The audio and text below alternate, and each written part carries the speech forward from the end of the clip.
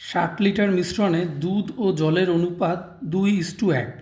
মিশ্রণে আরও 5 লিটার জল মেশালে নতুন মিশ্রণে দুধ ও জলের অনুপাত কত হবে?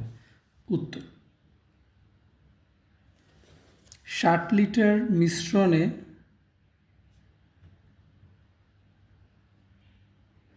দুধের পরিমাণ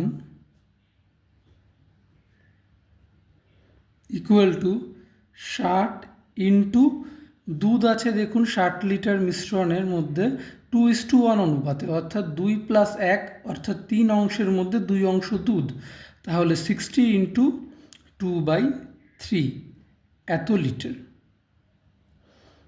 3 × 20 = 60, 40 লিটার। আবার 60 লিটার মিশ্রণে জলের পরিমাণ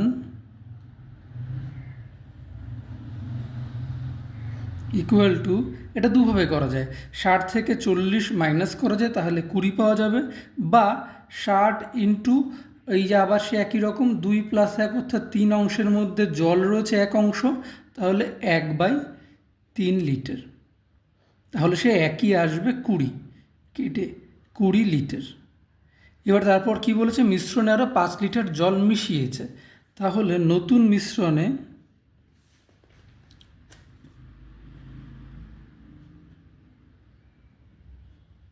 জলের পরিমাণ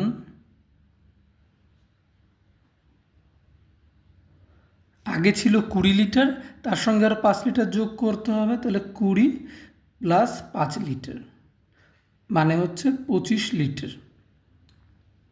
কিন্তু নতুন মিশ্রণে কোনো রকম কোনো দুধ অ্যাড করা হয়নি, অর্থাৎ দুধ তাহলে নতুন মিশ্রণে সেই 40 লিটারই রয়েছে, তাহলে সেটাই লিখে ফেলতে হবে, নতুন মিশ্রণে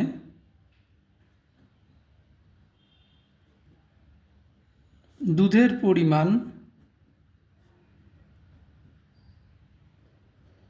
ইকুয়াল টু 40 লিটার। তাহলে আমাকে বলেছে এই নতুন মিশ্রণে দুধ ও জলের অনুপাত কত হবে। তাহলে নতুন মিশ্রণে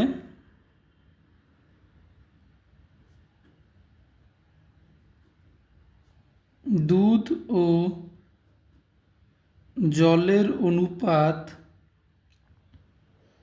দেখো দুধ আছে কত 40, তাহলে 40 জল কত রয়েছে নতুন মিশ্রণে 25, তাহলে এখানে 5 দিয়ে কাটলে 5 × 8 = 40, 5 × 5 = 25, অর্থাৎ 8:5 হবে অ্যান্সার।